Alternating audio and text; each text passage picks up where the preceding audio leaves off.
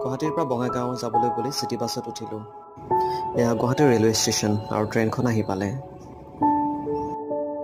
আৰু এয়া ট্ৰেইনৰ পৰা বাহিৰৰ কিছু দৃশ্য। সঁচাকৈয়ে ট্ৰেইনত জাৰ্ণি কৰি কিন্তু বহুত ভাল লাগে। আৰু এয়া ট্ৰেইনৰ ভিতৰৰ কিছু দৃশ্য। ই মোক কি চাই আছে? বৰ ধুনীয়া দৃশ্য।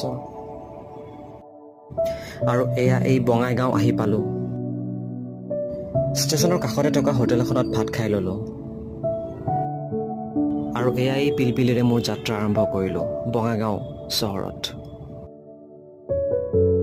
আৰু এই বঙাইগাঁও চহৰৰ পদপথ।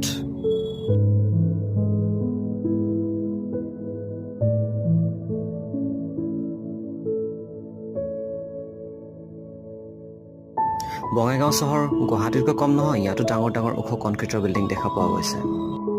আৰু দিনটো বঙাইগাঁৱত কটাই